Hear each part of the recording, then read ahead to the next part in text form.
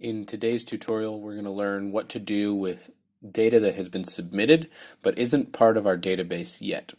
How do we manage that? How do we approve images? How do we fix data that's incorrect before it goes into our actual database? So as always, we'll start from the Lapis Guides website. You can go to the login page. I know that I've got some butterflies that I need to verify on the Butterflies of Kyrgyzstan app. There's quite a lot of data there. And you can see all the tabs on the left-hand side. In another tutorial, we talked about how to manage the data that's already in our database. Today we're going to be talking about user submissions. So this is data that's come in from citizen scientists, maybe they're students, maybe they're volunteers, maybe they're tourists. Whatever it is, they've submitted some data.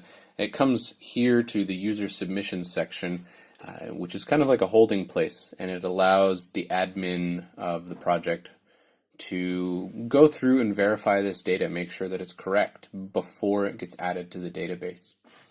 So you can see we've got a few different options here: approve with image, approve without image, update, and disapprove. You can see the species name, family name, who submitted the data.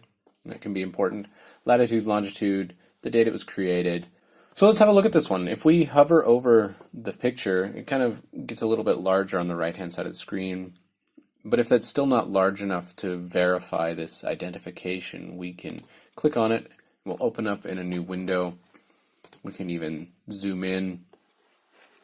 Depending on the type of phone and camera used, the quality will be different. It looks to me like that is a correct identification, Coles irate.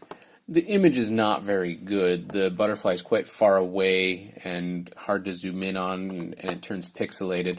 So I don't want to approve it with the image. I don't want to make the image available on the app. That's just going to take people's storage space away on their phones, and so we're going to approve this without the image. All right. Okay, let's have a look at this butterfly here. This was submitted by somebody else. And I can look at the image and right away know that this is an incorrect identification. But that's okay. All we need to do is go into the update portion, and we can change our family. We can change the species. That's again, it's Coles irate. And we can save that. Okay, so now we've updated this. The species is now correct. Family is correct. I assume that the GPS and date and time is correct. That's all from the phone's metadata anyways. It's not anything submitted by the user. And so it's not a bad photo, but I know that I have better photos already. So I'm going to approve this one without the image as well. Fortunately, I don't have an example of this, but oftentimes you'll end up with a photograph that doesn't show the butterfly, or it is a picture of someone's feet or something like that. Maybe they made a mistake when taking the photograph. Maybe they were showing someone how to use the app, whatever. You end up with a photograph that doesn't show a butterfly, and so you can't be sure that it's an actual record. And so what do we do with that? We can't use that. It's not data that we can verify in any way. And so we would disapprove that. And I'm not going to disapprove, but when you click disapprove, you'll get this box that pops up. Are you sure? And it will delete that data from the server so that we don't have to clutter our server with that kind of data. So any data that we verify on the user submission page will show up in our database, and we can go back over to our data tab. We can look at that. I'm just going to quickly search for it. I know that that was in October of 2017, so I'm going to